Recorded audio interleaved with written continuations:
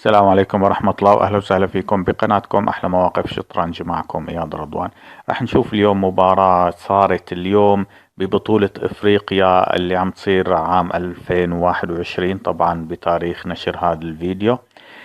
بالجولة السادسة عم نلعب. هون اللاعب الأبيض هو لاعب من دولة مالاوي واسمه موالي أو هيك شيء هذا اسمه. واللاعب الأسود لاعب من أقوى اللاعبين بالوطن العربي، هو اللاعب الجزائري بلال بالحسن. طبعا هو لاعب جراند ماستر، تقييمه 2550 تقريبا. طبعا بهاي الجولة انتهت منذ قليل أيضا مباراة كانت قمة العربية والقمة الإفريقية بين باسم أمين وأحمد عدلي، وانتهت بالتعادل. طبعا أنا شفت المباراة ولكن ما حطيتها على التحليل، فبتوقع يعني حسب النظرة الأولية إنه كان أحمد عدلي ربحان وارتكب بلندر، ولكن يعني هلا رح نشوف التحليلات الدقيقة وبعدين بنحكي. بس بتوقع يعني كان في ربح لأحمد عدلي، ولكن انتهت المباراة بالتعادل.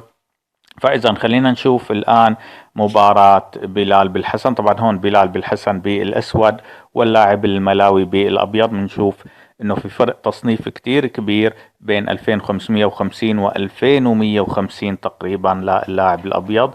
إذا اللاعب الأبيض ببلش بافتتاحية 3 نايت F3 نايت F6 وجي 3 D5 بيشوب G2 E6 D4 وبي 5. طبعا افتتاح نادر ولكن هي نقلة ملعوبة ايضا، ويمكن في مباراة لكارلسون بيلعب هي النقلة بهذا الموقف. A4 B4 C4 والآن بياكل بالتجاوز.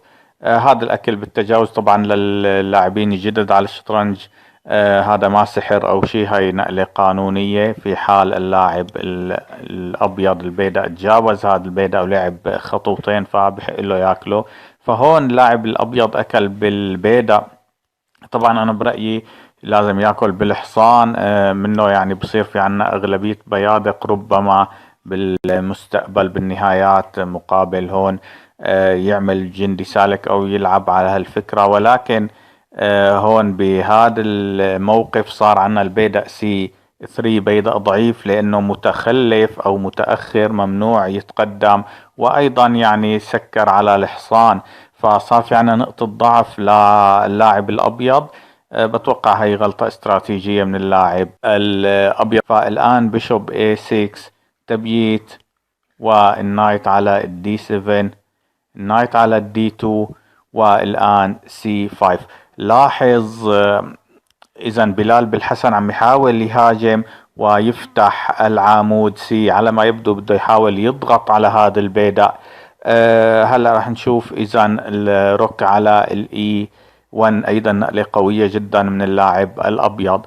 الآن الروك على السي 8 مثل ما شفنا عم يحاول يضغط على هذا البيدق الضعيف، ولكن يعني اتأخر بالتبييت، حافظ على ملكه بالوسط مقابل انه يضغط على هذا البيداء. بنلاحظ انه يعني لو بلال بالحسن عم يلعب مع لاعب جراند ماستر اظن ما راح يلعب بهالطريقة، راح يلعب بالبيشوب على الاف 7 مثلا ويبيت.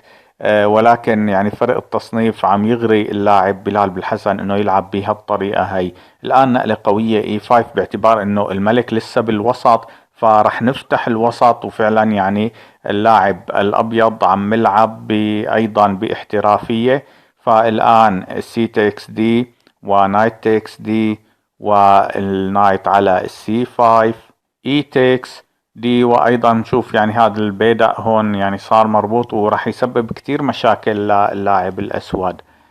نايت على الدي 5، كوين اتش 5. طبعا مهدد انه ياخذ الحصان طبعا باعتبار انه هذا البيدق يعني مربوط البيدق اي 7، فلا يعتبر حامل حصان. فالان الحصان مهدد بقطعتين، مهدد بالفيل وبالوزير ومحمي فقط بالوزير، فيعني صار هالحصان مهدد. فالان النايت اعطينا الوزير، الوزير برجع على الاتش 3.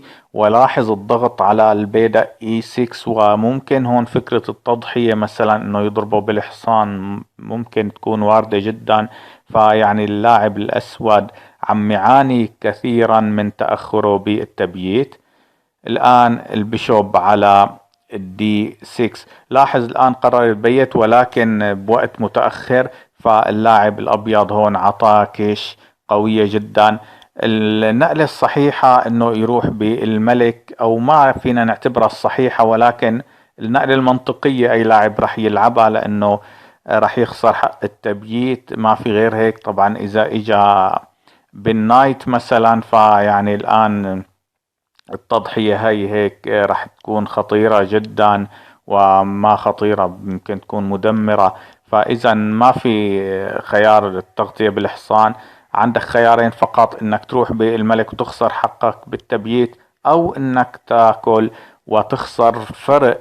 وهذا الشيء اللي عمله بلال، فاكل وخسر حصان مقابل القلعة. اعطينا الوزير الان، فالوزير بيجي على الدي 7، الحصان برجع وبطلب الفيل، الفيل بيجي لهون وبيقعد على وتر قوي جدا. فالان ايضا النايت على السي 4، اعطينا الفيل، والفيل برجع على الاي 7. والان بيشوب اف 4، البيشوب برجع على الاي 8. على ما يبدو عم يفرغ هي الخانة لحتى يجي الوزير بالوقت المناسب ويحتل هذا الوتر ويهدد بكشمات. الان النايت على الاي 6، في حال يعني اجا الوزير لهون راح يجي الحصان ويغطي، فلذلك كوين على السي 8. الان الوزير بيروح على الاف ومهدد انه يعطي كش، وراح تكون كش خطيرة جدا، فلذلك راح نمنعها بالنقلة اي 6. الان النايت على السي 4. لاحظ الان بيستطيع اللاعب الاسود انه يجي بالوزير، ما عاد في مجال للتغطية هون.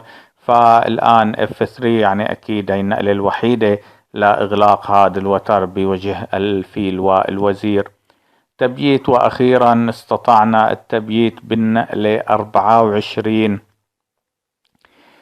نايت اي 5، اعطينا الوزير، الوزير بيروح على السي 8، برجع النايت. بتوقع هون لو كرر بلال بالحسن كان اللاعب الابيض راح يقبل بالتعادل بالتكرار، ولكن اكيد لحد الان يعني رغم تفوق مادي للاعب الابيض، الا انه بلال عم يلعب على الربح.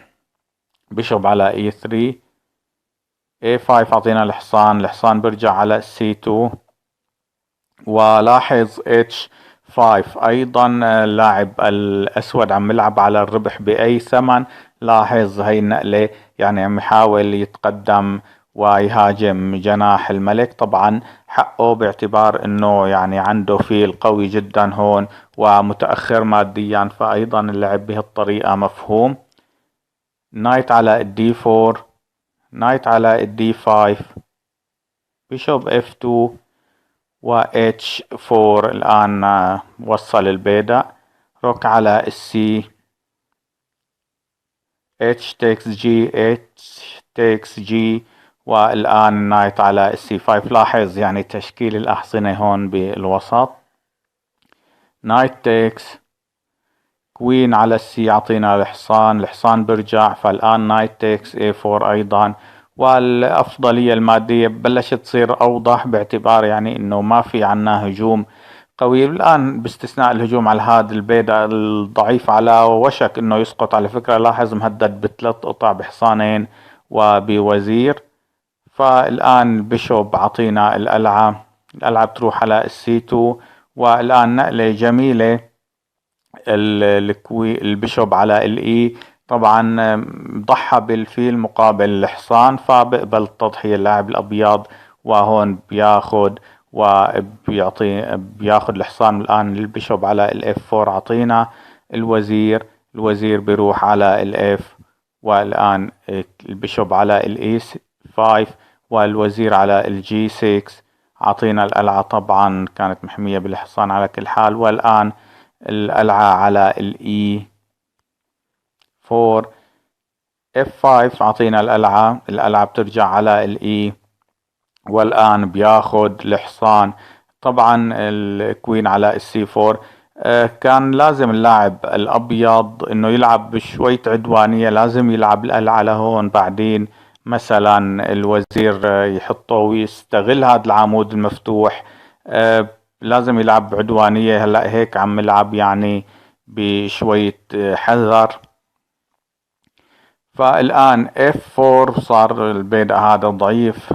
فالآن روك تيكس نايت عم يقرر انه يعني ربما يضحي بهذا البيدق مقابل انه يعني حصانين مقابل قلعة. فبيقبل طبعا كوين تيكس كيش، الملك بيروح على الاف. الآن أيضا كيش، الملك بيروح على الاي 2. والآن بياكل القلعة مع كيش، الوزير بياكل. ولاحظ يعني اللاعب كيش والآن البشوب لحتى يحمي هذا البيدق. لاحظ انه اللاعب الاسود تقريبا استرجع الفرق المادي تقريبا. هلا صار في عنا حصان مقابل جنديين، ولكن النهاية صعبة لا تزال. روك على الاي 2، اعطينا الوزير كيش، الملك بيروح على الدي 2. والان الالعاب تجي على هذا العمود الخطير اللي عليه الملك. فالان بيعرض تكسير الوزراء. طبعا تكسير الوزراء راح يؤدي لنهاية صعبة جدا.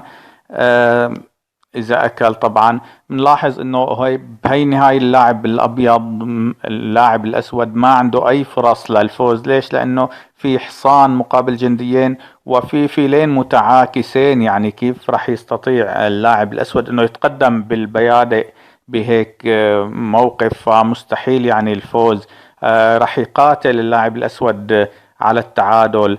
يمكن يحصل عليه ولكن بصعوبة. فلذلك يعني تكسير الوزراء بهيك نهاية ما راح يفيد اللاعب الاسود. فبتراجع بالوزير، الملك على الاي 1 كيش، بحط الالعاب. تيجي الالعاب على الاي 8. طبعا عم بدها تنزل على الصف الثاني. فالان بيغطي بالنايت كيش، الملك بيروح على الدي 2. والان اتش 5، كوين على اتش 5. والان اللاعب الابيض بيلعب البيشوب على البي 2. طبعا هون بياخد هذا البيدق. المفروض هون انه يتقدم بهي البيادق لحتى يحمي هذا البيدق ويحافظ على وضعه، ولكن بتوقع يعني هي نقلة غير دقيقة.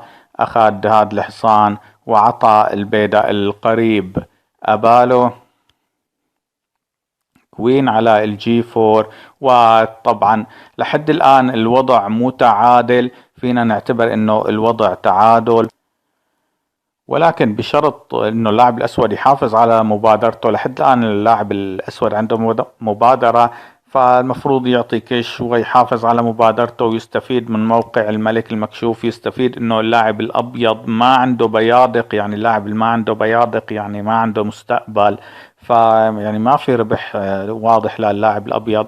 ولكن هون ارتكب غلط قاتل، بلندر راح يخسروا الدور، وهي النقلة كوين على الجي 4. فالآن نقلة قوية جدا جدا من اللاعب الأبيض، كوين سي 7. ولاحظ مهدد هذا البيدق. والآن هذا البيدق مهدد انه يجي الحصان على الاي 6 ياخذ البيدق او حتى ما ياخذ البيدق، ويصير عندنا ضغط ثلاثي على البيدق جي 7. والحقيقة صعب جدا للاعب الاسود انه يلاقي نقلة جيدة. هذا البيدق لا يمكن حمايته. هون لاعب بلال لعب بيشوب على الدي 5، وهي الغلطة القاتلة الثانية. طبعا ليش غلطة الثانية؟ لانه بكل بساطة اللاعب الابيض بياخد الفيل بدون اي مقابل. طبعا ممنوع انك تاكل. ليش؟ لانه راح يكون في عنا كش مات بثلاث نقلات اجباري لهون واكش، ويعني خلاص مات. فاذا ممنوع تاكل الفيل.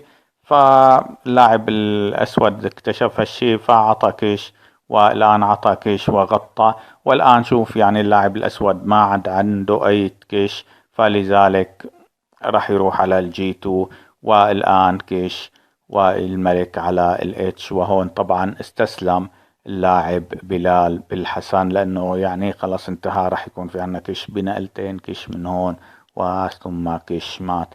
فاذا هذا كان الدور، يعني دور جميل في اخذ ورد، وبلندر واحد فقط نهى الدور مثل ما شفناه، هي النقلة وثم اكيد نقلة الفيل.